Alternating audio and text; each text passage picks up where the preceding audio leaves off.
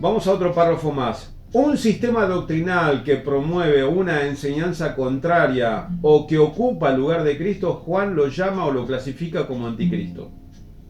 La identificación del anticristo como un personaje humano futuro y poderoso es dispensacionalista y no pertenece a la reforma. No es una perspectiva reformada. El anticristo es todo aquello que se opone a Cristo o que le quita el lugar a Cristo, como por ejemplo la enseñanza que dice que Cristo no es Dios, o que una persona o entidad ocupen las atribuciones de Cristo. Eso es anticristo. Puede ser cualquier cosa y no tiene por qué ser necesariamente una persona. A eso me refería cuando yo dije que no podemos tomar como un parámetro de medida que el anticristo sí o sí tiene que ser una persona, un individuo que va a controlar absolutamente todo por medio de sus subalternos. No es así. Es algo colectivo, está acá y está allá, está en muchos lugares. No digo que está en todos lados porque Dios solamente está en todos lados, pero son entes o personas o personalidades que están sintonizadas por un mismo espíritu. Me explico, que tienen, como dice Apocalipsis, estos tienen un mismo propósito. Son aquellos que no quieren tener y no quieren saber nada con Dios y nunca querrán estar con Dios. A eso Juan los clasifica como anticristos, pero lo que es fuerte, y yo sé que es fuerte, es que salieron de nosotros, de nuestro pueblo. O los que nos clasificamos como cristianos, del seno del cristianismo salieron esos anticristos. Y uno dice, pudiera ser otra explicación, algunos pudieran llegar a decir, pero ¿qué? ¿Acaso un islámico no puede apostatar? Bueno, puede convertir, o sea, de estar en el Islam, ser una persona que está en el Islam y se puede convertir a Cristo. Eso, ¿ustedes cómo lo tomarían? ¿Apostató del Islam o se convirtió a Cristo? Y algunos dicen, no, se convirtió a Cristo y apostató del Islam. Bueno, la palabra de Dios no dice eso. La palabra de Dios nos enseña, según la Biblia, y tenemos que volver al punto de partida que comencé diciendo. ¿Cuál es el pueblo que Dios toma como partida, como punto de partida? ¿Cuál es el epicentro por el cual Dios toma en cuenta las demás cosas? ¿A qué se enfoca el Señor Jesucristo? ¿Qué es lo que toma como prioridad? Su pueblo, o sea, la iglesia. Es lo más importante. El Señor no repara en otros aspectos del mundo. Todo lo hace en torno a su pueblo. Porque es su plan. Ustedes y yo. Entonces, el que apostata, la Biblia concibe solamente una clase de apostasía. ¿Cuál es? Aquellos que se van de las filas de Cristo. No tiene nada que ver el Islam, no tiene nada que ver el sintoísmo, no tiene nada que ver el hinduismo o cualquier otra religión, o el mormonismo, los testigos de Jehová, no tiene nada que ver. Para la Biblia eso es inerte, no es importante, es totalmente irrelevante. Lo que cobra relevancia son aquellos que pertenecen a su pueblo, al eterno Dios Todopoderoso, al Señor Jesucristo, guiados por su Espíritu Santo. Aquellos que salen o se apartan, esos son los verdaderos apóstatas. A eso se refiere la Biblia cuando habla de apostasía. A esos. Y Juan toma ese concepto y en base a ese concepto que aprendió del Maestro, de nuestro Señor Jesucristo, escribió lo que escribió. Vamos a ver el significado etimológico de la palabra anticristo. Y lo sacamos del griego. Lo tienen en pantalla. La palabra anticristo viene del número de Strong G500. Y fíjense en la fonética en rojo. Anticristos. ¿Lo ven ahí? Anticristos. De un G473, que es otro número de Strong, conjugado con otro número que es G500, 5547. Y la definición sería oponente del Mesías. Y esta palabra, antigeristos, se traduce al español como anticristo. Entonces yo tomé el G473 para ver lo que significa y es anti, que es opuesto. Y yo puse acá, fíjense, entre paréntesis está en lugar de. ¿En lugar de quién? En lugar de Cristo. Puede ser opuesto en lugar de o debido a, rara vez en adición a. En lugar de, a menudo usada en composición para denotar contraste. Fíjense que esto es muy importante. Recompensa, sustitución, correspondencia, etc. O sea que todo aquello que está en el lugar de Cristo, que no debiera estar, porque solo tiene que estar Cristo, eso es anti, o anti, como dice acá en rojo la fonética de la palabra que está acá escrita en griego, en celeste. Anti, opuesto, quiere decir en contra. Anticristo es anti y Christos es el epíteto del Señor Jesús, Mesías, Cristo. Quiere decir ungido. El Señor Jesús, el ungido, el Cristo, el Mesías. La palabra Cristo, la palabra Mesías tienen el mismo significado en español. Mesías es Cristo y Cristo es ungido y Mesías es ungido. Cristo, ungido. Mesías, ungido para el español. Jesús, el Cristo. Jesús, el ungido. Jesús, el Mesías. Jesús, el ungido. ¿Y cómo a veces clasifican a algunas personas? ¿Ustedes nunca escucharon hablar de algunos que hacen referencia a tal o cual predicador o profeta o maestro o apóstol de hoy? Le llaman ungido. ¿Nunca escucharon? Búsquenlo en YouTube. Ahí está el ungido. Hacen referencia al ungido. Y el que está en lugar de es un anticristo. El que está en el lugar de un ungido, que es el único, es el Cristo, es el Jesús. Jesús el Cristo, Jesús el Mesías, es el único ungido por Dios. ¿Se entiende? Por eso la palabra anti es opuesto, pero también puede ser en lugar, aquel que se coloca en el lugar donde no se tiene por qué poner. No se debe colocar, porque ahí ese lugar está reservado para uno solo que lo puede ocupar. Se llama Jesús, el único Dios verdadero. Proseguimos. Punto número 1, el hombre de pecado. Vamos al párrafo número 2. Este hombre apóstata colectivo, porque dijimos que no es una persona, sino que son muchas, pueden ser varias, una coalición, comete un acto de iniquidad contra Dios. Este es culpable de traición.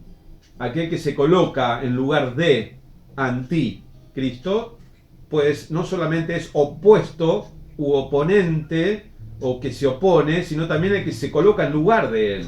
También es un anticristo. Este es culpable de traición. Se llama el hijo de perdición, como Judas Iscariote.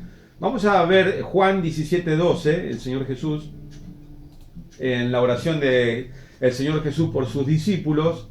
Leemos Juan 17:12, dice: cuando estaba con ellos en el mundo, yo los guardaba, en tu nombre los guardaba. A los que me diste, yo los guardé, y ninguno de ellos se perdió, sino el hijo de perdición, para que la escritura se cumpliese. ¿Y a quién hace referencia ahí? Es a Judas Iscariote, que se perdió. ¿Pero por qué? Porque dice que la escritura se tenía que cumplir. Y esto es importante porque cuando la palabra de Dios emite una sentencia, no podemos dudar jamás de que esto se va a cumplir. Eso es así, es lo que está queriendo decir el Señor Jesús. No hay posibilidad de error. Eso se va a cumplir, sí o sí. No es como nosotros la palabra de Dios, la Biblia. Nosotros podemos decir una cosa y podemos terminar después pensando tres cosas distintas de lo que dijimos. La Biblia no. Eso nunca cambiará. Seguimos. Párrafo 3. 1.3. El hombre de pecado se coloca en oposición a Dios y por lo tanto es un Satanás. Término que significa, ustedes lo conocen bien, opositor, acusador, adversario. Bien pudiera ser, ¿sí? Vamos ahora al punto número 1.4. Por medio de sus enseñanzas mentirosas que contradicen la ley de Dios, el hombre de pecado se arroga autoridad divina y se opone a los cristianos verdaderos. Ese es un comportamiento típico y característico de aquel que es anticristo. No necesariamente tiene que ser una persona, es un colectivo de gente, un colectivo de personas, de individuos que tienen un mismo propósito, ¿sí? Por eso es importante lo que dice el libro de Apocalipsis. Y estos tres tienen un mismo propósito. Por eso no es uno solo. Es un conjunto de personas, más de uno seguro. Es lo que se desprende de la Escritura, por sí solo se desprende, ¿sí? Y acá nos va a dar un pasaje bíblico que lo coloqué acá, que encontré en la segunda carta de Pedro, capítulo 2, versículo 10, 11, 12 y 13. Y lo tienen ahí, leemos. El Señor castigará sobre todo a aquellos que se dejan llevar por sus sucios deseos y no respetan su autoridad. Estamos leyendo palabra de Dios para todos. Versículo número 11. Ellos son los falsos maestros, unos atrevidos y tercos, que no tienen miedo de insultar ni siquiera a los poderes superiores. Acá termina, ahora luego comienza el 11. Los ángeles son más fuertes y poderosos que los falsos maestros. Sin embargo, ni siquiera los ángeles se atreven a acusar con insultos a estos poderes ante el Señor. Continuamos leyendo lo que queda. Versículos 12 y 13. Estos maestros insultan lo que no entienden, actúan sin pensar, como animales que nacen para ser atrapados y muertos y terminarán como esos animales. Ellos les hacen mal a otros y se les pagará con la misma moneda. Disfrutan haciendo a la vista de todo lo que les viene en gana.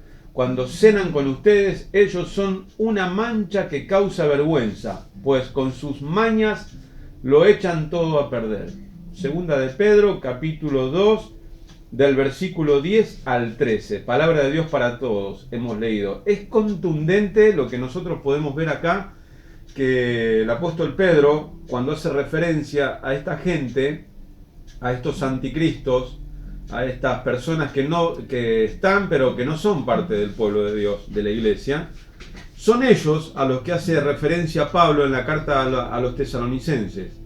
Es el hombre de pecado, el hombre inicuo cuyo advenimiento es por obra de Satanás. El hombre de pecado son todos aquellos, como dice Pedro, como dice Juan, que están pero que no son parte. Juan dijo que algunos se fueron ya, salieron de nosotros, pero otros permanecen, están. Y yo sé que esto puede llegar a ser difícil de comprenderlo, como ya me pasó cuando estuvimos explicando en la iglesia, en los seminarios que tenemos, tener que explicar algunos conceptos parecidos o similares a esto que estoy vertiendo ahora en este video. Y hay hermanos y hermanas que me preguntan, pero ¿cómo puede ser, pastor, de que haya dentro de la iglesia este tipo de comportamiento? Bueno, entonces yo lo que hago habitualmente es, vamos a buscar el tercer capítulo de la carta a Timoteo, la segunda, cuando habla del carácter de los hombres en los postreros tiempos, en los postreros días. Es una descripción horrenda, pero esa descripción no lo está haciendo sobre personas que son paganos, que pertenecen al mundo, o son impíos, que nunca conocieron la verdad o nunca conocieron a Cristo o que nunca tuvieron contacto con la iglesia. No, hace referencia a la gente que está dentro del cuerpo de Cristo, que son como un cáncer. Esa es la mejor definición. Son como un cáncer, como una gangrena, dice la carta a Timoteo. ¿Vieron? Que Pablo hace una descripción que calcomerá como gangrena lo que ellos enseñan, lo que ellos promueven a los demás. Eso quiere decir que se va a diseminar como un cáncer. Bueno, ese comportamiento es claro y evidente de un anticristo o de muchos anticristos. Ese comportamiento, y esto no lo podemos ver, que es algo que tenía que haber dicho cuando yo hablé acerca de los imperios del mundo, porque hice una referencia al profeta Daniel y comparándolo con la iglesia o el pueblo de Dios. Si bien el profeta Daniel hace mención de los reinos de la antigüedad, en el libro de Apocalipsis Juan escribe lo mismo que está mencionado en el libro de Daniel con referencia a los reinos. ¿Recuerdan ustedes que está citado en el capítulo 13, si no recuerdo mal, acerca de la bestia que sube del mar y otra que emerge de la tierra? Bueno, hace una descripción muy similar a lo que dice Daniel y hace referencia a cierto tipo de reinos o comportamientos en algunas naciones. Bueno, no debemos olvidar que la iglesia está diseminada por todo el planeta, en todas las naciones del mundo, como dijo el Señor Jesucristo. Y será predicado este evangelio del reino para testimonio a todas las naciones. No que todas las naciones van a ser parte del cristianismo, no. Sino que es un testimonio que se dará a conocer en todas las naciones del mundo. Pueden ser miles, puede ser 100, puede ser de a decenas, o puede ser de millones. No lo sabemos. El Señor sí lo sabe. ¿Cuántos nos representan en cada nación? Pero Dios tiene mucho pueblo en cada nación. Aunque ustedes no lo puedan ver o nosotros no lo podamos comprobar, el Señor tiene mucho pueblo, y yo sé que es así porque tenemos antecedentes históricos en la palabra de Dios. Sacó redimidos de todos los lugares Dios, siempre a través de la historia. Nunca fue solamente Israel, no. No debemos olvidar, Abraham no era hebreo cuando él llegó, o cuando se le dio, mejor dicho, la promesa de que tendría un hijo y una herencia que sería como las estrellas del cielo, o como la arena que está junto al mar, al costado del mar. ¿Recuerdan esa promesa en el capítulo 12 del libro de Génesis? El Señor habla con Abraham y le hace una promesa. Le dijo que va a tener una descendencia similar a la cantidad de las estrellas que hay en el firmamento. ¿Usted tiene idea cuántas estrellas habrá en el firmamento? Son incontables. ¿Usted cree que la nación de Israel son incontables? Debe ser como misiones más o menos de nuestro país, estoy hablando de Argentina, geográficamente hablando, o tal vez más chiquitito y con muchísimo menos población. Pero lo que sí tenemos que decir, lo que sí podemos asegurar, es que no es puntualmente el pueblo de Dios Israel. Ya está hablando de un pueblo que abarca el planeta entero, de todo tribu, pueblo, nación y lengua, que es lo que enseña el libro de Apocalipsis. Eso lo dijo el Señor Jesucristo: vendrán del norte, del sur, del este y del oeste, y se sentarán en mi mesa, donde estarán con Abraham, Isaac y Jacob. ¿Sí? Abraham no era hebreo. Isaac, de Isaac te será llamada descendencia, pero en Jacob se cumplió la promesa de la nación de Israel. Pero como ustedes saben que dije al principio, eso caducó, pero no quiere decir que no se van a salvar más hebreos. Sí, es muy probable que siga habiendo salvos hebreos, como dice Pablo en la carta a los Romanos en el capítulo 11. De la misma manera que se salva gente en Argentina, en Chile, en Uruguay, en Bolivia, en Brasil, en Estados Unidos, en México, en Canadá, en India, en África, en Australia, Inglaterra, Alemania, Francia, en toda parte del mundo. De la misma manera, el proceso de salvación se da de la misma forma en todo el planeta, al igual que en Israel también. Israel hoy tiene un comportamiento prácticamente ateo, ¿ustedes sabían? Ustedes observen las imágenes en vivo que hay de la nación de Israel. No es lo que nosotros nos imaginamos o lo que dice la escritura en el Antiguo Pacto. Lejos de eso quedó todo. Ahora bien, no me quiero salir mucho de esto porque lo estoy abrumando con mucha historia, pero me veo en la obligación muchas veces de comparar. Y esto es lo bueno, hay que ir comparando las cosas, ¿sí? No solamente en historia, sino también en proporciones. Es muy interesante cuando uno se coloca y se dispone a hacer comparaciones y de manera puntual a tomar niveles de proporción. Ahora después les voy a explicar qué quiero decir con esto. Acabamos de leer en la segunda carta de Pedro. Vamos un poquito más adelante. 1.5. El hombre de pecado es el título y no nos vamos a salir de ahí. El párrafo 5 dice, como lo tienen ahí en su pantalla: puesto que es un hipócrita, un maestro falso que afirma ser cristiano, se entrona en el templo de Dios como si perteneciese al templo espiritual de Dios, como si perteneciese a la iglesia. ¿Se entiende la idea?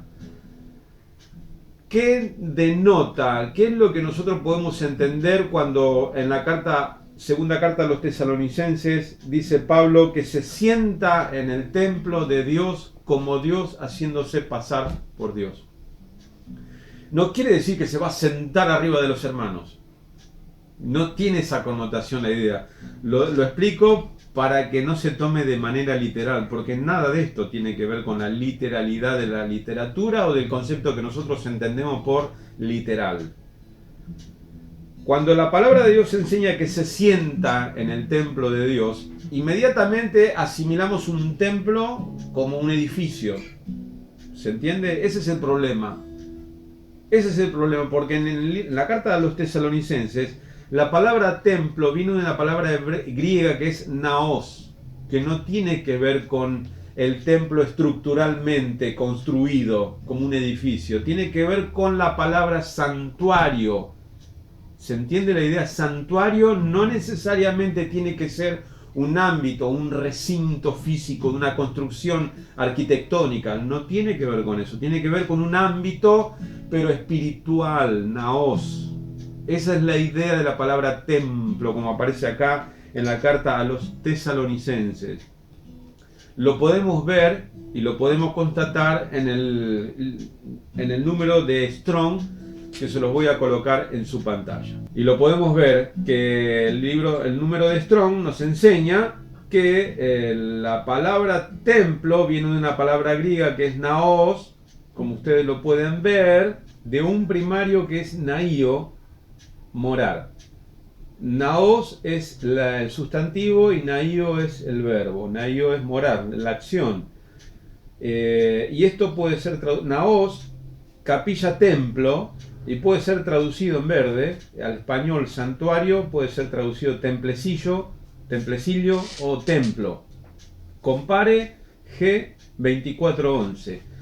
G2411 es hierón, lugar sagrado, los precintos enteros, en tanto que 3485 denota el santuario central en sí mismo del templo en Jerusalén o en cualquier otra parte. Y esto, hierón, puede ser traducido templo. Ahora bien, lo que está diciendo cuando en hierón, lugar sagrado, los precintos enteros, en tanto que hace la salvedad de naos, porque es el número de Strong G3485, que es el primero que estuvimos leyendo. Ese G3485 es naos. Naos denota el santuario central en sí mismo del templo, en Jerusalén o en cualquier otra parte. ¿Se entiende la idea, la relación, lo que está queriéndonos enseñar? Por la escritura, por la gramática en griego, Pablo nos está enseñando que difiere una palabra de la otra. Una cosa es naos, que puede ser el templo, inclusive móvil, individual, no necesariamente tiene que ser un templo físico, una construcción, sino eso de la construcción más bien es hierón. Hierón sí, por ejemplo, cuando aparece en el Nuevo Testamento, mira este templo, Señor, mira qué enormes piedras. Esa palabra que los discípulos le dicen al Señor, le refieren, mira qué templo, mira qué piedras, es la palabra hierón para templo. Y cuando el Señor Jesucristo responde y le dice, destruyan este templo y en 3 días lo levantaré, utiliza la palabra naos, no es lo mismo. ¿Se entiende la diferencia? Una cosa, hierón es para la templo, construcción, edificio, y la palabra naos no necesariamente tiene que ser un edificio, puede ser otra cosa, un lugar o algo no geográficamente no está instituido. Es lo que le quiso decir el Señor Jesús a la samaritana cuando dijo, he aquí la hora viene y la hora es cuando los verdaderos adoradores adorarán al Padre en espíritu y en verdad.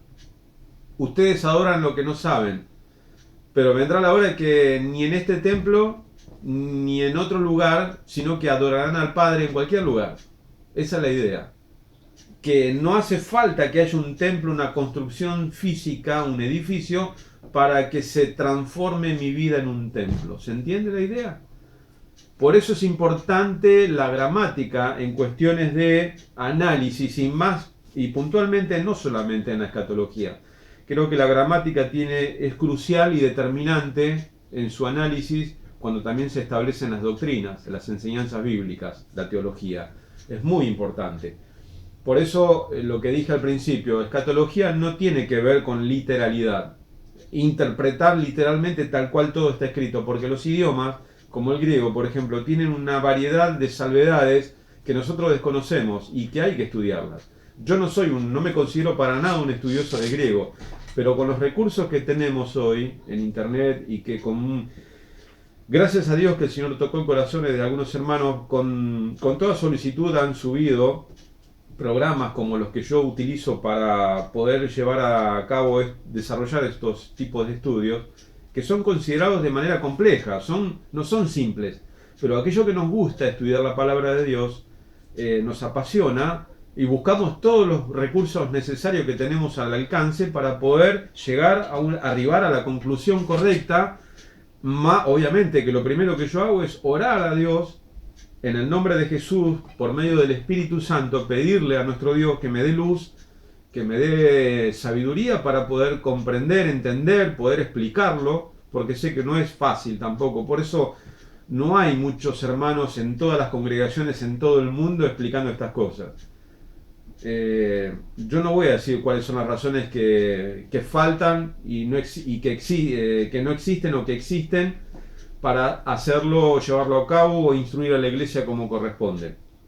Pero yo por mi parte hago todo lo que puedo y lo que está a mi alcance. Yo vengo del dispensacionalismo y yo no veía esto así. Pero a medida que yo voy avanzando en mi vida, caminando con Cristo, uno va aprendiendo. El Espíritu Santo alcanza luz para poder estudiar su palabra, porque les puedo asegurar que nuestro Padre está muy interesado en que tu vida se impregne de la palabra de Dios y llegue a la cuestión primordial, principal de lo que Él te quiere comunicar. Y esto lo tenemos que saber y lo tenemos que promover y enseñarlo a los hermanos en las diferentes congregaciones. Volvemos otra vez al estudio. Vamos un poco más adelante. Venimos del punto 1.5. Puesto que es un hipócrita, un maestro falso que afirma ser cristiano, se entrona, recuerda, en el templo de Dios, como si perteneciese al templo espiritual de Dios, como si perteneciese a la iglesia. O sea que el templo es la iglesia, la casa de Dios es la iglesia. La iglesia es el hogar donde Dios habita, donde Él decidió habitar, tu vida y la mía. Esto lo estudiamos ya en la serie del templo.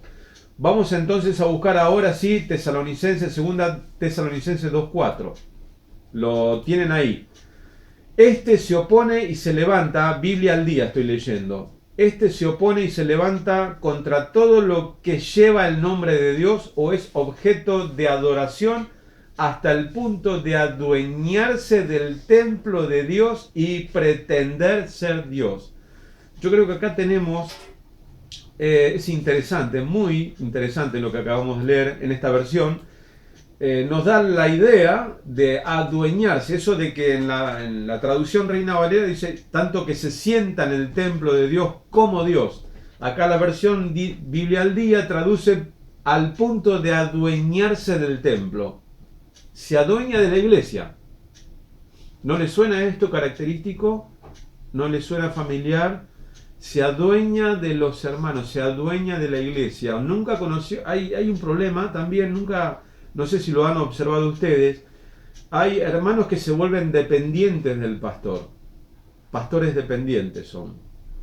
Y hay pastores que se aprovechan de esa condición y se adueñan de los hermanos, se adueñan, se apropian como si fueran propios, de que le pertenecen, y les prohíben y hasta le establecen normas internas. Yo digo que las normas están mal, pero llegar al extremo de adueñarse de sus propias vidas, a mí me han llegado comentarios, aunque a usted le parezca difícil de creer, de pastores que se apersonaban a veces en la casa de los hermanos sin aviso, para tratar de ver en qué estaban haciendo, si estaban con una vestimenta adecuada, tratar de sorprender a los hermanos en sus hogares, para encontrarlos a ver si estaban en alguna falta. Eso yo lo escuché. Y eso me parece para nada honesto. Les puedo asegurar y les quiero ser sincero, yo no creo en ese tipo de comportamientos de parte de un siervo de Dios que tenga que proceder de esa manera. Y si usted conoce personas que proceden de esa manera, yo tendría muchísimo cuidado donde estoy congregando. Eso yo no lo permitiría. Al menos yo eso nunca lo haría. Quiero decirles, como pastor de la congregación a la que asisto, que es la Iglesia Evangélica Bautista Casa de Dios acá en Buenos Aires, en el partido de La Matanza, en Virrey del Pino. No hago eso, nunca lo hice y no creo que lo vaya a hacer, salvo que Dios me ordene por alguna razón específica, puntual, individualmente por alguna persona, pero yo no lo creo necesario porque es Él el dueño de la iglesia. Una de las cosas que olvidamos los pastores, ¿quién es el Dios del pueblo? ¿Es el pastor? No. ¿El pueblo de quién es? Es de Dios. ¿La iglesia de quién es? Es de Cristo. Él la ganó por su propia sangre. Los pastores, nosotros, somos un recurso reemplazable, por si no lo sabían. Siervo inútiles, dice la Biblia que somos, porque lo que teníamos que hacer, eso es lo que estamos haciendo, nada más que eso. Y eso, con eso quiero decir que somos recursos reemplazables. Hoy yo estoy, mañana no lo sé. Pero porque si yo no estoy mañana, porque parto de este mundo a reunirme con mi Señor, ¿ustedes creen que Él no va a hacer que venga otro mejor, igual o mejor que yo? Por supuesto, si Él es Dios. Él dijo que iba a edificar su iglesia, no los pastores. Los pastores tenemos como trabajo pastorear, dar comida, mantención a las ovejitas. Lo estoy hablando en términos figurados para que se pueda comprender. El pastor sacaba las ovejas y las llevaba donde había pastos tiernos, deliciosos, que le hacían bien a las ovejitas.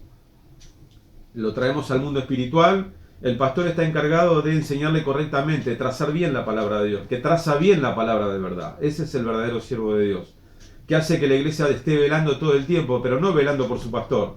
Si bien tiene que interceder y orar por el siervo de Dios, tiene que estar velando por la venida y el regreso del Señor Jesús. Tiene que estar velando por su propia vida. Yo y nosotros como pastores tenemos que enseñar a la congregación a depender pura y exclusivamente de su Señor y Salvador. Es lo que hago yo con mi vida. Yo dependo 100% de Él. Y los pastores lo que tenemos que hacer es enseñar lo mismo a los hermanos y a las hermanas. A depender de su Señor y Salvador. Él es el que está en todo tiempo y en todo momento, en el lugar menos pensado, Cristo puede acceder y estar. De hecho, Él está en tu vida y en mi vida, dentro de nosotros, a través de su Espíritu Santo. Entonces, los pastores tenemos que promover esta enseñanza. Y esto se puede, yo les puedo asegurar que muchas cosas cambiarían en la iglesia del Señor Jesús, pero Dios es sabio y va a hacer como Él quiere. Volvemos al texto. Acá el texto que acabamos de leer, segunda carta a los Tesalonicenses 2:4, la idea es que Él se adueña. Cuando dice Reina Valera, que tradujeron que se sienta en el templo de Dios como Dios, acá dice que se adueña del templo de Dios, se adueña de la iglesia, pretende patrocinar y ejercer dominio sobre los hermanos, sobre el pensamiento inclusive de la vida de los hermanos. Esto no es correcto, según lo que enseña la palabra de Dios. Vamos a otro texto. Mateo 7:22. ¿Por qué citamos Mateo 7:22? Porque entiendo y creo necesario, menester aclarar lo que venimos diciendo desde el principio, que los anticristos están muchas veces dentro de la iglesia. ¿Se entiende? Juan dice que salieron de nosotros, porque no todos los que están con nosotros pertenecen al pueblo de Dios. Y este es un ejemplo clarísimo. Mateo 7:22 y 23. Palabra de Dios para todos. Dice así: vendrá el día en que muchos me van a decir, tú eres nuestro Señor, hablamos por ti y por ti echamos fuera demonios. Además hicimos muchos milagros en tu nombre. Entonces les diré claramente, nunca los conocí. Apártense de mí porque ustedes se dedican a hacer el mal. ¿Qué me cuentan? Yo cuando lo leí por primera vez a este texto, y fui a varias versiones, porque yo digo, ¿cómo puede ser esto, esta gente? Y sí, verdaderamente hacen milagros en el nombre de Jesús, echaban fuera demonios en el nombre de Jesús, hacían milagros en nombre de Jesús. Y el Señor les va a declarar, o el Señor les declara, porque en Reina Valera dice, llegará el día, acá dice, vendrá el día que muchos me van a decir, en Reina Valera dice, vendrá el día y me dirán en aquel día, en tu nombre hicimos esto, en tu nombre hicimos aquello, ¿vieron? Y yo les declararé, nunca los conocí, apártense de mí, hacedores de maldad. Acá, en palabra de Dios para todos, entonces les diré claramente, nunca los conocí, apártense de mí, porque ustedes se dedicaron a hacer el mal. Esa gente estuvo dentro, compartiendo, como dice Juan, e inclusive en la mesa, cuando hacemos las reuniones y hacemos un ágape para compartir entre todos, se sentaron y se sientan. y están dentro del pueblo de Dios. Es como dice Pablo en la carta a Timoteo, son como gangrena, es como un cáncer. Sus enseñanzas destilan cáncer. Y eso lo tenemos que tener en cuenta y no olvidarnos jamás, porque el Espíritu Santo nos advierte. Y muchos de ustedes ya sé lo que están pensando. ¿Cómo puede ser que Dios permita esto dentro de su pueblo, dentro de su iglesia, de los que somos parte de su pueblo? Bueno, la respuesta está, que ya lo leímos en el libro de Deuteronomio capítulo 13. Vaya ahí y lea lo que dice Deuteronomio 13, y ahí se va a dar cuenta cuál es la razón por la cual Dios permite que esto esté en actividad dentro de su pueblo, la iglesia. Otro texto que vamos a leer, Mateo 24:24, advertencia de nuestro Dios, para que se vea la importancia de las advertencias y a qué tenemos que tener cuidado. Porque se levantarán falsos cristos. Acá yo puse entre paréntesis, esta es Reina Valera, esto lo puse yo, ungidos, porque Cristo es ungido, y Cristos, plural, es ungidos, plural. Y falsos profetas, y harán grandes señales y prodigios de tal manera que engañarán, si fuere posible aún, a los escogidos. Si fuera posible, yo no sé si es posible a un escogido poder engañarlo fácilmente, porque ¿quién los podrá arrebatar de la mano del Padre, que es mayor, no? Es lo que dijo el Señor Jesús, nos enseñó. Así que dice que engañará, si fuere posible aún, a los escogidos. Yo pregunto, ¿será posible? Acá dice si fuera posible, como un interrogante. Acá está establecido, esta escritura queda, pareciera ser como un interrogante, como algo que hay que develar, o que queda a la libre de Dios, de su poder. Yo creo más coherente eso, ¿no? Queda en manos de Dios, si fuera posible. Y yo creo que Dios no va a permitir que caigamos en el error o en el engaño. Ahora bien, vamos a un último texto más en este punto, ¿sí? Estamos hablando de que se sienta en el trono de Dios como Dios haciéndose pasar por Dios. Apocalipsis 13:13, fíjense en la similitud, ahora después voy a explicar esto, de los anticristos. También hace grandes señales de tal manera que aún hace descender fuego del cielo a la tierra delante de los hombres y engaña a los moradores de la tierra con las señales que se le ha permitido hacer en presencia de la bestia, mandando a los moradores de la tierra que le hagan imagen a la bestia que tiene la herida de espada y vivió. Apocalipsis 13 y 14. Interesantísimo. Fíjense que presten atención y observen ustedes que tiene una estrecha relación con lo que venimos leyendo de las advertencias del Señor Jesús en el Nuevo Testamento, cuando menciona acerca de que vendrá tiempo, que vendrán en aquel día muchos diciendo Señor, Señor, en tu nombre. Bueno, hicieron milagros y echaron fuera demonios y profetizaron. Es increíble, pero va a pasar. Después el Señor, leímos en Mateo 24:24, que vendrán muchos falsos cristos ungidos y falsos profetas, falsas profecías, y harán grandes señales y prodigios, mentirosos. Exactamente lo mismo que enseña Apocalipsis Juan. O sea que el Señor Jesucristo, el Señor Jesucristo revelado por Mateo, por Lucas, por Juan, Pablo y Pedro, están en común acuerdo, están hablando de lo mismo. ¿No les llama la atención? Están hablando de lo mismo. Son las mismas circunstancias, mismos acontecimientos, las mismas metodologías. Entonces se está refiriendo a un mismo proceder, a una entidad, a un conjunto de personas que se dedican a hacer lo mismo, tienen un mismo propósito. ¿Se entiende? Y ahora vamos al 1.6. Como ustedes lo tienen en pantalla, dice Pablo, hace referencia a lo que al presente lo detiene, que lo leemos en la carta a los hermanos de Tesalónica. Esto probablemente sea el mismo Señor Jesús quien lo ató en su primera venida, a Satanás. ¿Se recuerdan? Ahora lo vamos a ver al texto. Mateo 12:29, en Juan 12:31 y Apocalipsis 20:1-3 está la cita de atar, y que hoy sigue operando a través de su iglesia en la tierra este poder para detener al anticristo o al hombre de pecado, el hijo de perdición, al corno pequeño, a lo que usted quiera, a la bestia, al falso profeta, en fin. Pablo hace referencia en la carta a los de Tesalónica 2:4, solo que hay quien al presente lo detiene hasta que él a su vez se ha quitado del medio, entonces se manifestará aquel inicuo. ¿Recuerdan que dice el texto? ¿Cuándo es que fue atado? Esa es la pregunta. ¿Cuándo es que va a ser atado?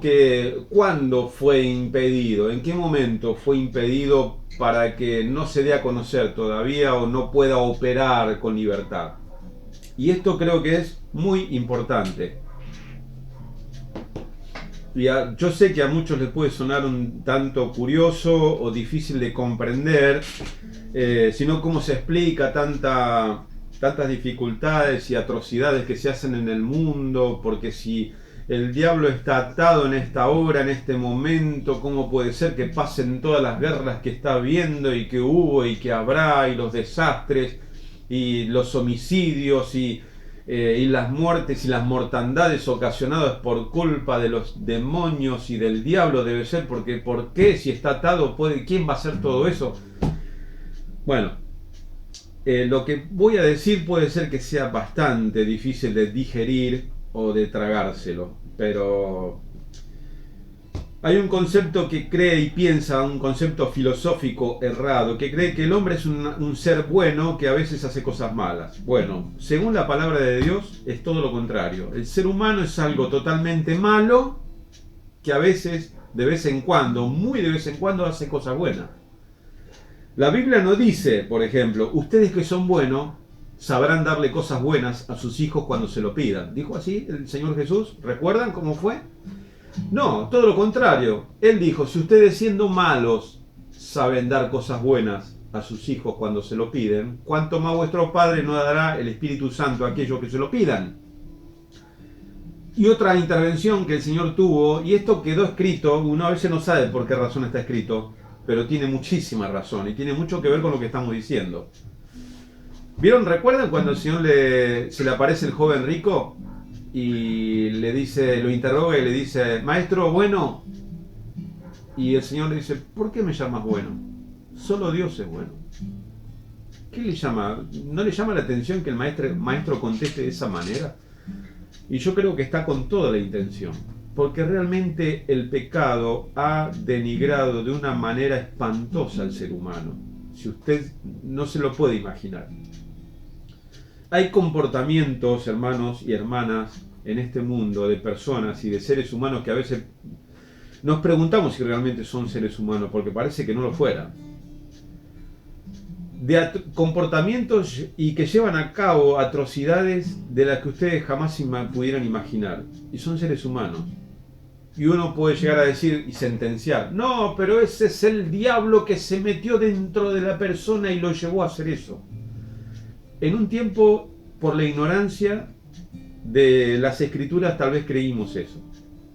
Pero al pasar el tiempo, y cuando el Espíritu Santo llega y arroja luz en nuestras pobres mentes, para comprender, aunque sea lo más importante y lo básico de su palabra, nos damos cuenta de lo que ocasionó y la pérdida que produjo el pecado en el género humano.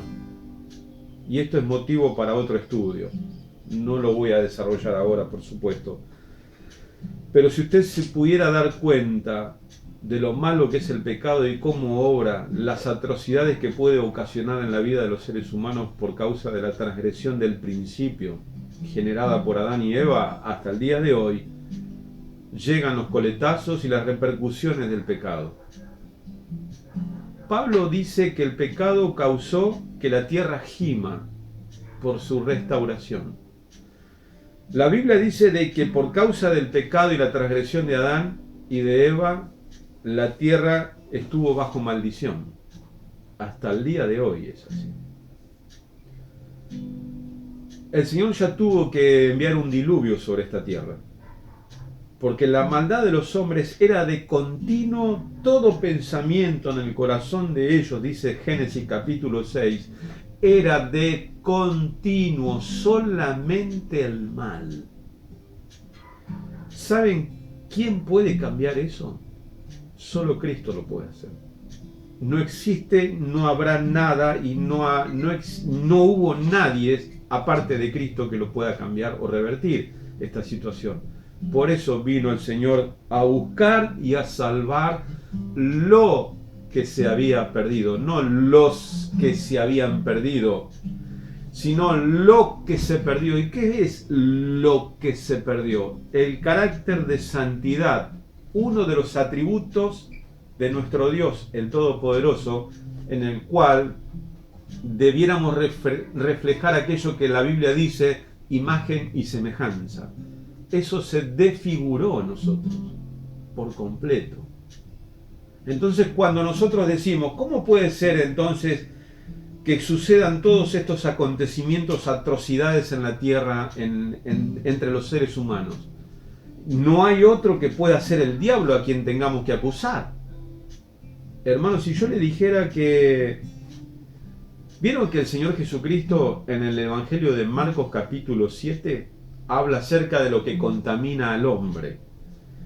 Y hay en ningún momento, cuando el Señor está con esa enseñanza dándole a los discípulos, aclarándole las actitudes de los seres humanos, nosotros muchas veces y por mucho tiempo hemos creído que está el espíritu de fornicación, el espíritu de adulterio, el espíritu de la ignorancia, el espíritu de muerte, el espíritu de toda clase de maldades que hacen los seres humanos. ¿Qué dijo el Señor Jesús? El Evangelio de Marcos capítulo 7, léalo. Lo que contamina al hombre no es lo que entra en él, sino lo que sale. Porque del corazón salen los malos pensamientos, los adulterios, las fornicaciones, los homicidios, los hurtos. Todo lo malo y feo que puede pasar en este mundo viene del ser humano. Y nosotros le echamos, hemos aprendido, nos han enseñado, echarle la culpa al diablo, a Satanás. Pero él está atado. Y vamos a leer el texto. Vamos a leer el texto. Mateo 12, 29. Vamos a buscarlo. Ahí lo tienen. Con este nos quedamos con Reina Valera. No hay mucho que aclarar acá. Porque ¿cómo puede alguno entrar en la casa del hombre fuerte y saquear sus bienes si primero no le ata? Y entonces podrá saquear su casa. ¿Qué quiere decir esto? El Señor esto es figurado. Esto es una prefiguración de la tarea y de la gran obra de redención que el Señor comenzaría a hacer. Y que finalizó en la cruz, dándonos vida eterna, gracias al sacrificio, al valioso sacrificio de nuestro Señor Jesús en la cruz. Y lo que está diciendo el texto de Mateo 29, 12, es que Él ató al hombre fuerte. El hombre fuerte no es el... Acá es una clara alusión a lo que veníamos diciendo acerca de que es el anticristo. ¿Vieron? Acá el hombre fuerte está haciendo mención directa a ese ser que debe ser atado, tal como lo vamos a leer ahora en Apocalipsis 20, del 1 al 3. El que lo ató fue el Señor Jesús, porque es el único que lo puede atar, hermanos. Estamos hablando de un ser celestial poderoso, que ningún ser humano puede enfrentarlo y seguir con vida. Solo Cristo lo puede hacer. Ahora bien, tenemos otro texto más debajo, Juan 12:31, otra alusión del Señor Jesús con respecto a nuestro enemigo. Ahora es el juicio de este mundo. Ahora el príncipe de este mundo será echado fuera. Ahora, ¿cuándo? Cuando estuvo el Señor Jesús en la primera vez en la tierra. Es ese momento. El texto de Juan está escribiendo lo que el Señor Jesús dijo en aquella hora, cuando estaba predicando el Evangelio aquí en la tierra, la primera vez. Ahora es el juicio de este mundo. Ahora el príncipe de este mundo será echado fuera. ¿Qué quiere decir? Es el mismo concepto que dice que será atado. O como dice Mateo 29:12, que lo leímos. ¿Cómo puede alguno entrar en la casa del hombre fuerte y saquear sus bienes si primero no le ata? Y entonces podrá saquear su casa. Quiere decir que este hombre fuerte, el príncipe de este mundo, ¿saben lo que quiere decir el príncipe de este mundo? Es aquel que imperaba engañando a las naciones o haciendo que en las naciones no pueda proclamarse la palabra de Dios. Entonces, cuando el Señor Jesucristo ata al hombre fuerte, ata a Satanás, al hombre de pecado, ata a Satanás mismo, a Lucifer, lo ata, en el sentido de que él ya no puede impedir que el Evangelio sea diseminado por el planeta, por las naciones, a fin de redimir a todos aquellos que el Señor ya tiene en su lista de escogidos y seleccionados, predestinados para ser salvos. Él jamás podrá impedir esto. Entonces el que le está impidiendo que el enemigo, en este caso el anticristo o el hombre de pecado, se manifieste con todo su poder, es el Señor Jesucristo, que lo ató cuando vino la primera vez a morir en la cruz, y para hacer que el Evangelio sea propagado, diseminado por toda la tierra. Entonces, una vez que él ató al hombre fuerte, que él lo imposibilitó, ahora el Evangelio es proclamado en toda la tierra, con libertad. Como dice el apóstol Pablo, que anunciaba el reino de Dios sin impedimento. ¿Por qué? Porque está atado. Este enemigo está atado, el diablo está atado, Satanás, Lucifer está atado, está imposibilitado por una orden expresa de parte del Señor Dios Todopoderoso. Y Juan 12:31, ahora es el juicio de este mundo. Ahora es el juicio de este mundo. ¿Qué quiere decir? Ahora se empezará a separar lo bueno de lo malo. Ahí está habiendo una separación. Ahora hay una gran cosecha ahora, hermanos. Se está produciendo la gran cosecha. El trigo son los hijos del reino y la cizaña son los hijos del malo. Ahora se está empezando a cosechar. ¿Desde cuándo se empezó a cosechar? Se empezó a cosechar desde el momento de la ascensión del Señor Jesucristo. Gracias al sacrificio que Él realizó en la cruz, ahora está habiendo cosecha. Ahora se está separando. Por eso es el juicio de este mundo, de este siglo presente, distinto del siglo venidero. Es otro tiempo. Ahora estamos en este siglo presente. Cuando el Señor venga por segunda vez, se establecerá el juicio final definitivo que dará apertura al siglo venidero. Todos los malos al lago de fuego y todos los hijos del reino en el granero de Dios, que es el nuevo tiempo, el nuevo mundo, la nueva tierra, el nuevo cielo, donde habitaremos en armonía por la eternidad. Ese será el siglo venidero. ¿Se entiende la idea? Dice que ahora viene el juicio de este mundo, ahora el príncipe de este mundo será echado fuera.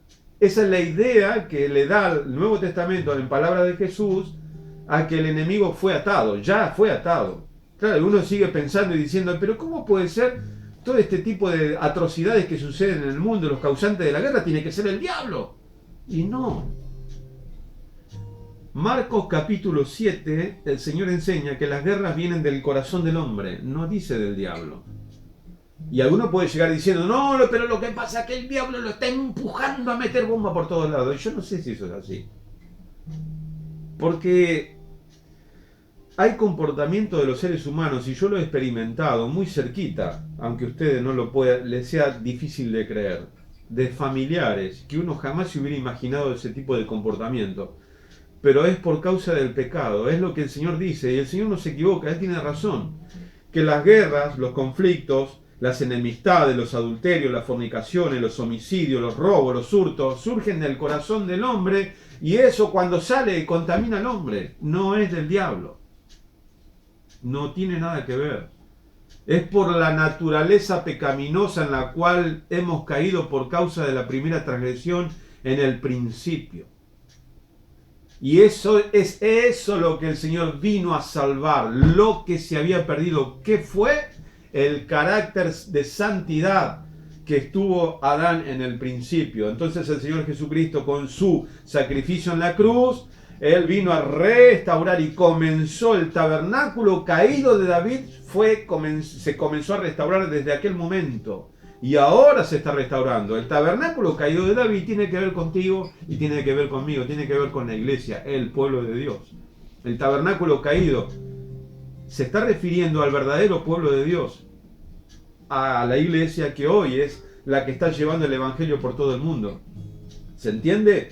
Vamos un poquitito más adelante.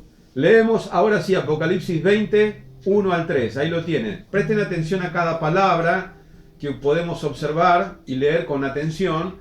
Vi a un ángel que descendía del cielo con la llave del abismo y una gran cadena en la mano. y prendió al dragón, la serpiente antigua que es el diablo y Satanás, y lo ató por 1000 años. Este es el problema, el punto de conflicto entre las diferentes vertientes dentro de la escatología. Y dice, y lo arrojó al abismo y lo encerró y puso su sello sobre él, para que no engañase más a las naciones hasta que fuesen cumplidos 1000 años. Y después de esto debe ser desatado por un poco de tiempo. Es exactamente lo mismo que leemos en la segunda carta de los Tesalonicenses, cuando Pablo enseña que es lo que al presente lo detiene. Porque ya está en acción. 2:7 de Tesalonicenses. Capítulo 2, verso 7 dice, porque ya está en acción el misterio de la iniquidad, solo que hay quien al presente lo detiene hasta que a su vez sea quitado del medio, y entonces se manifestará aquel inicuo a quien el Señor matará con el espíritu de su boca y destruirá con el resplandor de su venida. Inicuo, cuyo advenimiento es por obra de Satanás, con gran poder y señal y prodigio mentiroso, y todo engaño de iniquidad para los que se pierden. ¿A quién va a engañar él? A los que están perdidos, a los que se pierden. Nunca llegarán a la salvación, porque ya están perdidos. Entonces, vale decir, lo que dice Apocalipsis tiene íntima relación. ¿Qué es lo que impide? Es el que el Señor Jesucristo ató, pero ahí dice por 1000 años, y no, pasaron más de 1000 años entonces. No, porque 1000 años no quiere decir estrictamente 1000 años. Recuerdan que esto no es ciencia exacta. Recuerdan que lo dije al principio. Esto no es ciencia exacta. 1000 años tiene que ver con un largo periodo de tiempo que no se sabe cuándo termina, pero que sí va a concluir, que es difícil de comprender la dimensión del tiempo, pero que sí va a concluir. Por ejemplo, es mejor estar un día en tus atrios que 1000 fuera de ellos. Un día en tus atrios que 1000 fuera de ellos. Ahora, si yo estoy 1000 años fuera del atrio de Dios y vengo al año siguiente, al 1001, y ya es bueno, ¿no? ¿Va a dejar de ser bueno? ¿Va a dejar de ser malo? No. Lo que sucede es que ahí está hablando de una prolongación de tiempo interminable. Es lo mismo que decir, es mejor estar un día en tus atrios que 1000 fuera de ellos. Quiere decir que no quiere estar nunca fuera de ellos. En toda su vida no querrá estar nunca fuera de ellos, de esos 1000 días. ¿Sí? Ahora si hay 1001 día, el día 1 después del 1000 ya va siendo mejorcito. No tiene que ver con eso. Por ejemplo, he aquí que yo guardo mi justicia hasta sobre los que me aborrecen, hasta la tercera y cuarta generación de los que me aborrecen. ¿Recuerdan? Guardo el castigo, el juicio sobre los que me aborrecen hasta la tercera y cuarta generación de aquellos que no quieren estar conmigo, que me aborrecen, pero dice después en otro texto que él guarda a los que él ama hasta 1000 generaciones es su misericordia. ¿Qué quiere decir? ¿Que después de la 1001 ya no hay más misericordia? No, está dando a entender que es una cantidad de tiempo, dando a entender que es para siempre, ¿se entiende? 1000 generaciones, yo sé que es un montón de tiempo. 1000 generaciones, estamos hablando de cualquier cantidad de años, pero está dando a entender al mismo tiempo que es un tiempo prolongado que Dios le dará cuando terminara. ¿Se entiende la idea? Por eso es simbólico, es figurado, es figurativo, no está dando certeramente exactamente los tiempos. Por eso estamos hablando de 1000 años. ¿Cuál era el propósito de 1000 años? Para que no engañe más a las naciones. Ese engañar a las naciones significa que para que no impida que mi palabra o la verdad llegue a las naciones. Y ahora por esa razón fue atado por el Señor Jesucristo, para que después que Él sea atado, entonces el Evangelio vaya por todo el mundo y las naciones tengan oportunidad de oír el testimonio, como dice Mateo también, el Señor Jesucristo, para testimonio a todas las naciones, de que el Evangelio ha llegado para todo aquel que cree, al judío primeramente y también al griego, o sea que es indistinta la nacionalidad, no tiene nada que ver, no hay prioridades de naciones, es todo lo mismo acá. Ahora cambió todo, ¿se entiende la idea? No hay preferencia de ningún pueblo en particular, sino que es para todos. Y ahora vamos al punto 1.7, seguimos en el hombre de pecado. Pablo aconsejó a Timoteo que todo lo que había oído de él se lo encargara también a hombres fieles que sean idóneos para enseñar lo mismo a otros. Se refería a la congregación del Dios viviente o del Dios vivo, columna y baluarte de la verdad, columna y apoyo de la verdad, pues deseaba que tuviese la mayor solidez posible antes que floreciese la gran apostasía en aquellos tiempos. Recuerdan que Pablo también advierte a nuestro hermano Timoteo, pastor joven de la iglesia de Éfeso, que esto de manera irreversible esto iba a acontecer. La apostasía iba a llegar. Y comenzó en el primer siglo de la iglesia cristiana, la apostasía ya se dio a conocer. Y hasta el día de hoy sigue pasando lo mismo. El proceso es exactamente el mismo. Ahora bien, Pablo le advierte a Timoteo en la segunda carta, capítulo 2, versículo 2. Vamos a leer. Dice así, lo tienen en pantalla, podemos leer: lo que has oído de mí ante muchos testigos, esto encarga a hombres fieles que sean idóneos para enseñar también a otros. Pablo estaba muy interesado de que esto se propagara dentro de la iglesia y que estas enseñanzas que Timoteo había aprendido de Pablo, Timoteo tenía el encargo de parte de Pablo, su padre espiritual, que le enseñe también a otros dentro de la iglesia a Timoteo, que los capacite, los instruya también a otros de la manera que Pablo procedió con Timoteo. También Timoteo tenía que hacer el mismo trabajo con otros hermanos dentro de la iglesia. Y ahora yo pregunto, ¿nosotros los pastores estamos discipulando a la manera de Timoteo, dándole a hombres fieles este encargo que puedan también discipular a otros? Esto es muy importante, hermanos. Los pastores tienen la obligación de llevar adelante ese trabajo. Yo sé que es difícil, pero con la ayuda del Espíritu Santo y su palabra no es imposible, porque es un trabajo que tenemos que hacer. Cuanto más nosotros capacitemos a los que están trabajando junto a nosotros, a nuestro lado en la obra, y los estamos entrenando, los estamos capacitando, es una ayuda importante que es para el ministerio pastoral y también para toda la iglesia, de contar con hombres y mujeres que estén capacitados para instruir a otros. Leemos 1 Timoteo 3:15, para que si tardo sepas cómo debes conducirte en la casa de Dios, que es la iglesia del Dios viviente, columna y baluarte de la verdad, columna y apoyo de la verdad, para que sepas cómo debes conducirte en la casa del Dios viviente, en la casa de Dios, perdón, que es la iglesia del Dios viviente, que es el pueblo de Dios, y que Él vive en su pueblo, en cada uno de los redimidos. Y eso es importante que lo entendamos, porque hay que salvaguardar a los redimidos, hay que instruirlos. Eso es una tarea ardua que tenemos los pastores, es el trabajo más importante que tenemos para llevar adelante, que es instruir a la iglesia, hablar menos tonterías que no tienen, hablar menos cosas que son superficiales, efímeras, que todo pasará muy rápido, y abocarnos, enfocar nuestra enseñanza con respecto a las cosas eternas, que es lo que tiene que ver con la palabra de Dios.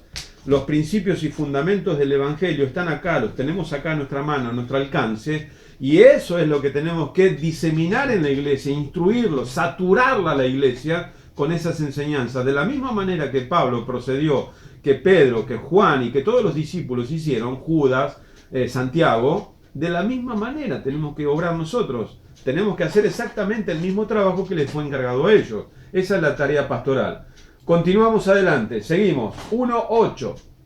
En la parábola del Evangelio de Mateo, el trigo y la cizaña, el Señor Jesús explica que quien sembró esa cizaña es el diablo. O sea que aquellos que son insertados, que fueron sembrados, que fueron insertados, que se introdujeron dentro de la iglesia de Cristo, que es los apóstatas, el engaño, aquellos que se introdujeron y también introdujeron herejías destructoras, como dice Pedro, y como dice Pablo en el discurso de Mileto, en el libro de los Hechos, en el discurso de Mileto, cuando él se despide de los hermanos porque nunca más los iba a ver, ellos se abrazaron y lloraron juntos en ese día de despedida, y Pablo les advirtió que después de su partida se introducirían falsos maestros y con falsas enseñanzas, herejías destructoras, que de ellos mismos se levantarían hombres perversos que enseñarían cosas perversas y arrastrarían tras sí a los discípulos. ¿Recuerdan? Aquellos que son avesados en la lectura bíblica deben recordar, esos pasajes son muy importantes. Y Pablo les advierte que después de su partida eso iba a suceder. Y sucedió, y está sucediendo hoy. Ahora bien, ahora tenemos que ir a Mateo, porque esto es una enseñanza que Pablo aprendió del Maestro, de nuestro Señor Jesucristo. Mateo 13, 38 y 39, que lo tenemos ahí. En esta parábola el Maestro explica cómo es que surgen aquellos que son cizaña. El campo es el mundo, 13, 38 y 39. Esta es la explicación de la parábola del trigo y la cizaña. En la primera parte el Maestro predica y enseña sobre la parábola, y en este caso, en el versículo 38 y 39, los discípulos le piden que le explicara lo que quería decir con esa parábola. Le dice, explícanos la parábola del trigo y la cizaña. El Señor empieza a explicarle, el campo es el mundo, la buena semilla son los hijos del reino, y la cizaña son los hijos del malo. El enemigo que la sembró es el diablo. La siega, la cosecha es el fin del siglo, el fin de este tiempo que estamos viviendo. Y los segadores, los que cosechan, son los ángeles. ¿Se entiende la idea? O sea, esto es un acontecimiento que se aproxima, que estamos pronto, pero que acontece simultáneamente con la segunda venida del Señor Jesucristo. Se establece un juicio, se produce la separación definitiva, son atados, como dice que se atan los granos de trigo, las gavillas de trigo. Así también la cizaña es atada y es lanzada en el fuego, y se quema y arden.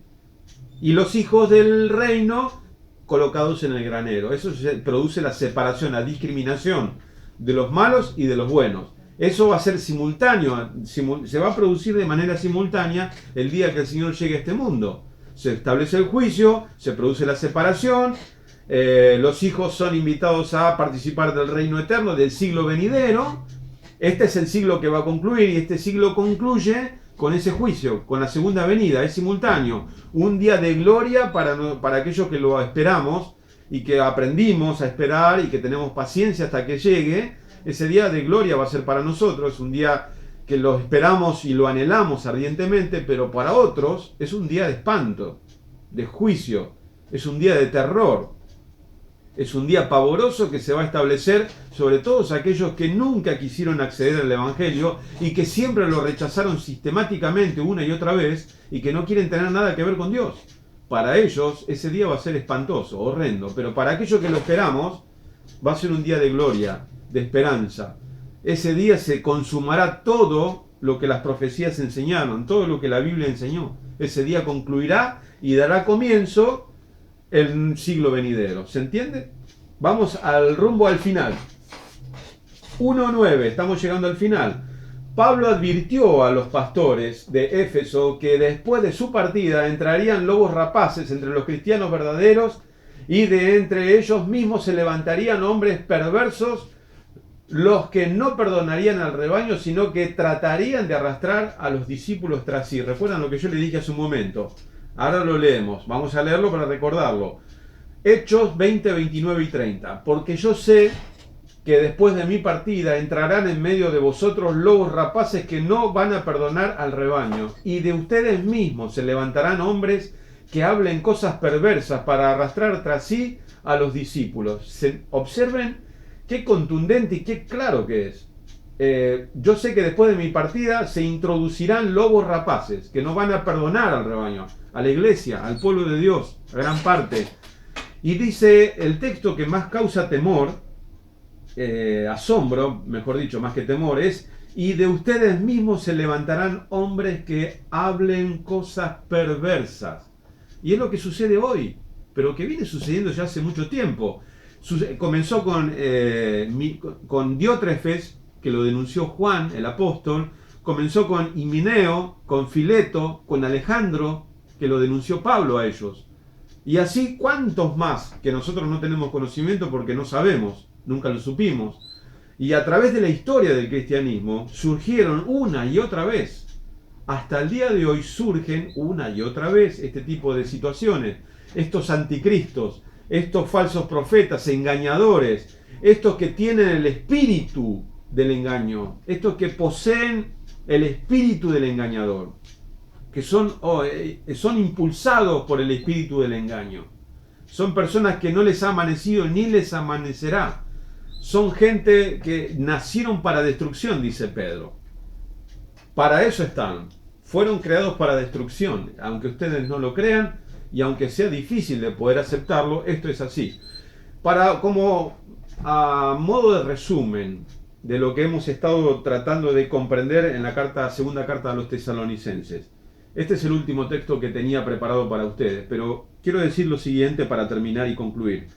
Con respecto al hombre de pecado, queda claro entonces, espero que sí, que no se refiere a un personaje central donde Satanás se encarnará en él, sino que es un hombre colectivo, una coalición, donde son unos más, 2, 3, cientos, miles. Es difícil de poder saber cuántos. Pero observen ustedes que a través de la historia se fueron dando dentro, según Juan el apóstol, dice que salieron de nosotros, pero no eran de nosotros. Salieron de nosotros para que se manifestaran que no todos son de nosotros. Están dentro de la iglesia, dentro del pueblo de Dios, que es la iglesia. Por eso no es una persona. Así como yo traté de dar los ejemplos anteriormente, así como dice el libro de los Proverbios que hablan del hombre bueno o aquel, habla acerca del hombre justo. No está hablando de un solo justo. Si bien la Biblia menciona de que el justo se hace referencia directa en muchos casos a Cristo, al Hijo de Dios, el justo. Pero después el libro de los Proverbios, cuando hace mención acerca de los justos, o del hombre, aquel que es el justo, aquel que es justo, no está haciendo referencia a un solo personaje de la historia del cristianismo en el Antiguo Pacto o el Nuevo, que fue uno solo, sino que hay un colectivo de personas, pero que se ven representados en un ser humano, en el cual se clasifica a un género de personas, a una cantidad de personas del género humano, que representan los justificados o la justicia de Dios mismo. ¿Se entiende la idea? No estoy diciendo que los seres humanos obran su propia justicia y Dios la avala, la aprueba. No, porque sabemos que el ser humano, por causa del pecado, somos injustos. Dice el libro de Isaías que todas nuestras obras de justicia son como trapos de inmundicia, nuestras obras de justicia, dando a entender de que hay muchísimas falencias y errores. En lo que a nosotros nos parece que hay justicia, Dios con su mirada de santidad observa y nos hace ver y nos hace notar que eso no es así, que hay mucha imperfección y que la perfección solamente se encuentra en la justicia de Dios. Por eso fuimos justificados en aquel justo. ¿Se entiende la idea? A eso se refiere la palabra de Dios en la segunda carta tesalonicense cuando Pablo habla del hombre de pecado, el hijo de perdición. No se está haciendo referencia a uno solo, sino a un colectivo, a una coalición de varios seres humanos, que hay un obrar, es un obrar continuo que nace del corazón no arrepentido, de un corazón que no tiene y no posee el Espíritu de Dios, evidentemente, es del hombre natural, como dice Pablo en la carta a los Corintios. Bien, espero que haya quedado claro. Si no quedó claro, bueno, espero sus preguntas, sus consultas, para que yo poder evacuarlas, tratar de explicarlas de la mejor manera posible, para que quede claro. Pero creo que lo que hemos mencionado y he llevado a través de estos pocos textos en su pantalla que yo pude subir y hacerles leer junto conmigo, hayan podido aclarar y aprender un poquitito más al respecto y aprender y hacernos edificar por la palabra de Dios en nuestra propia vida. Que la gracia del Señor Jesucristo esté con cada uno de los redimidos y esperamos vernos pronto una vez más con otro estudio de la palabra de Dios para seguir edificando el cuerpo de Cristo como lo hacemos habitualmente. Que el Señor les bendiga.